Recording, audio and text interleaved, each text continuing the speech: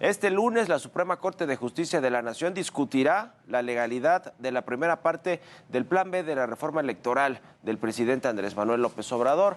La Consejería Jurídica de la Presidencia pues ya emitió una advertencia al máximo tribunal del país en caso de invalidar los cambios a las leyes secundarias en materia electoral. Por su parte, el presidente consideró que hay dados cargados por parte de los ministros de la Corte, es decir, que el presidente está dando por hecho que no le va a favorecer la votación si es que se lleva hoy a cabo en la Suprema Corte de Justicia y que se van a invalidar los cambios legales que promovió su gobierno y que pasaron los diputados y los senadores. Le vamos a entrar a los detalles y con esto comenzamos las noticias de la mañana.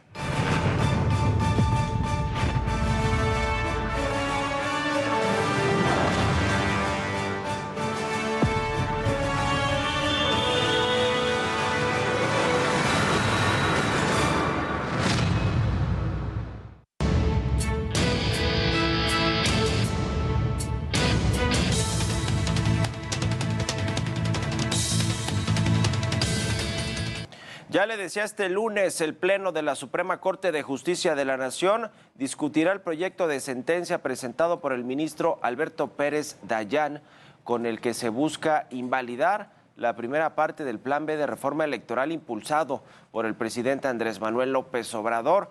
A decir de los ministros, el máximo tribunal tiene la obligación de resolver el asunto antes del inicio del periodo electoral federal, por lo que pues no le concedieron al gobierno federal que no se comenzara ya a discutir este lunes.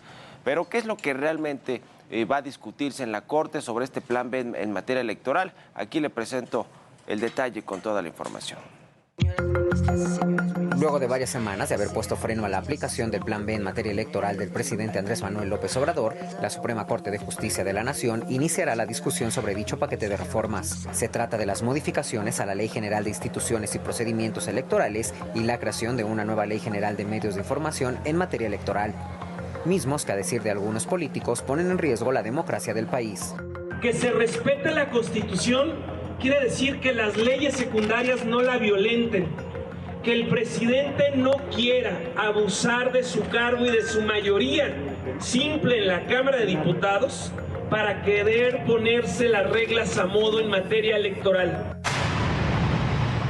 Pero no solo es eso, pues el futuro del Instituto Nacional Electoral también podría verse en riesgo.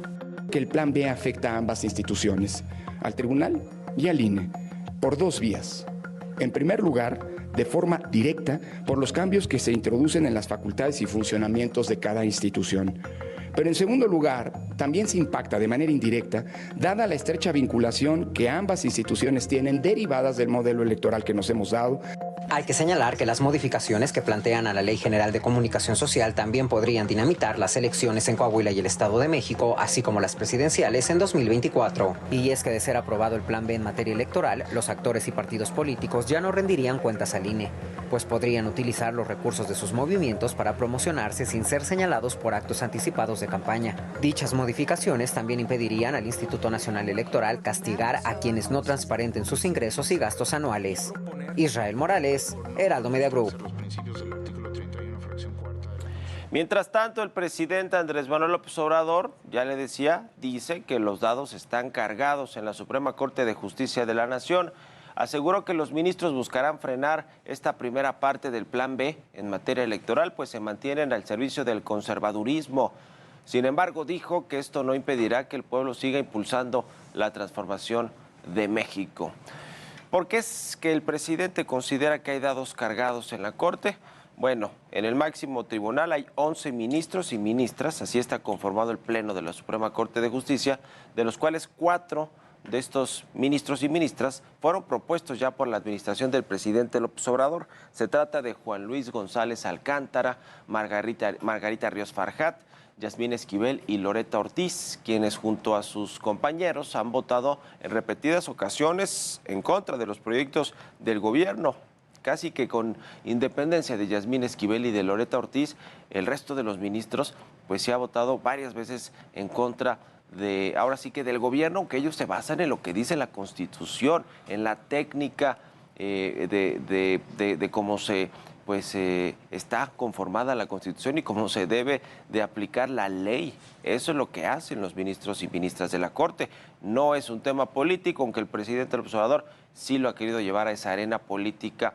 Y dice el presidente que se ha arrepentido incluso de haber propuesto a algunos de los ministros y ministras que hoy están en la Corte. ¿Por qué? Pues porque no le han sido fieles como son los legisladores de Morena y de sus partidos aliados, y puede pasar todo fast track sin que se revise, y precisamente por eso hay acciones de inconstitucionalidad que terminan en la Suprema Corte de Justicia. Me equivoqué. Porque hice propuestas, pero ya una vez que propuse, ya por el cargo o porque cambiaron de parecer, ya no están pensando en el proyecto de transformación y en hacer justicia. Ya actúan más en función de los mecanismos jurídicos. Pues es así como deben de actuar los ministros y ministras, conforme a los mecanismos jurídicos que hay en el país, que rigen al país, la Constitución, para empezar. Y por su parte, ya le decía también la Consejería Jurídica de la Presidencia de la República, hizo un llamado a los ministros de la Corte para que actúen con responsabilidad y a favor de la justicia. Advirtió que de invalidar la aplicación del Plan B en materia electoral, el máximo tribunal estaría violando la división de poderes al restringir las atribuciones del Poder Legislativo. Tras estos señalamientos, Lorenzo Córdoba, el expresidente del Instituto Nacional Electoral, pidió a los miembros de la Consejería Jurídica leer la Constitución para así poder resolver este tipo de conflictos. Dijo que privilegiar la lealtad por encima de la capacidad suele tener sus costos. Eso dice Lorenzo Córdoba. Por lo pronto, este fin de semana, la Suprema Corte de Justicia de la Nación desechó la impugnación presentada por el partido Hagamos en contra de la segunda parte del Plan B en materia electoral. A decir de Javier Lainez, ministro de la Corte, esta decisión se dio, pues los partidos políticos que no cuenten con el registro ante el Instituto Nacional Electoral, como es el caso de llamado Hagamos, no puede impugnar estas reformas legales.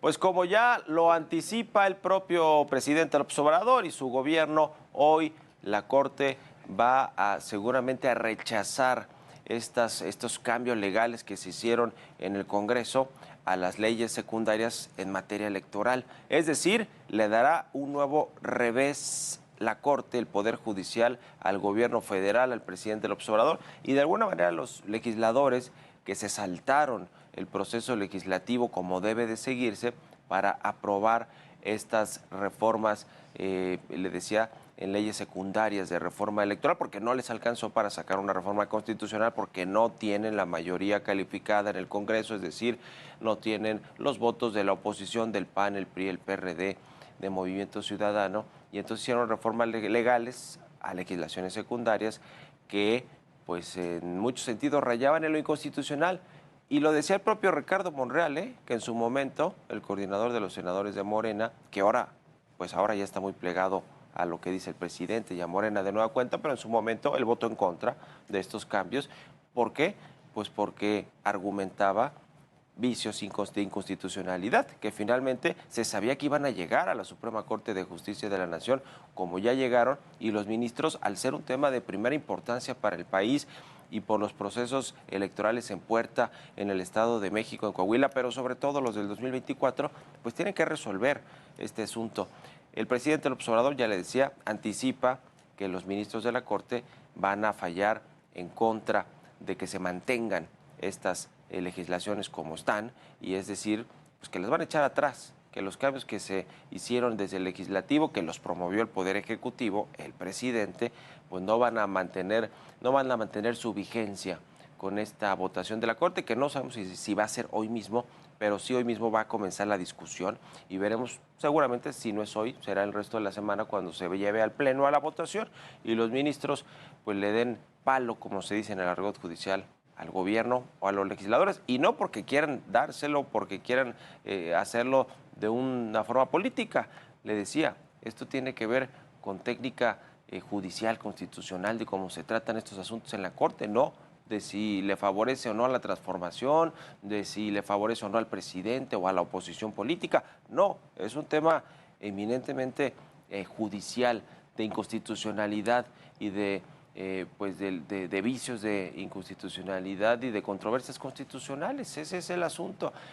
Así que bueno, pues sin duda alguna, lo que resuelvan los ministros de la Corte, ministros y ministras de la Corte esta semana, pues va a generar todavía más enfrentamientos, más crispación entre el gobierno, la 4T, entre el presidente López Obrador y el Poder Judicial de la Federación, particularmente la Suprema Corte de Justicia y particularmente los ministros que voten en contra. Si es que votan en contra, se necesita 8 ministros y ministras de los 11 para que se declare inconstitucional.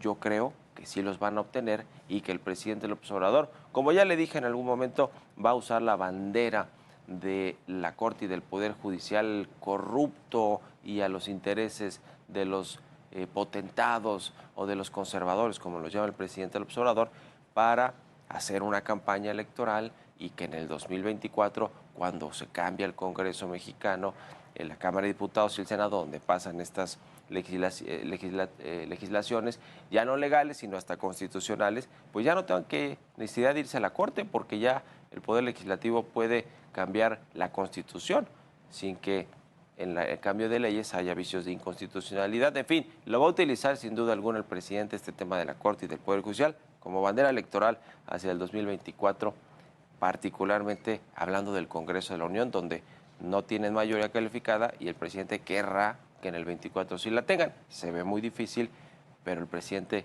lo va a intentar hasta donde pueda, ya lo verá. Vámonos a un resumen de la información más importante que está sucediendo a nivel nacional.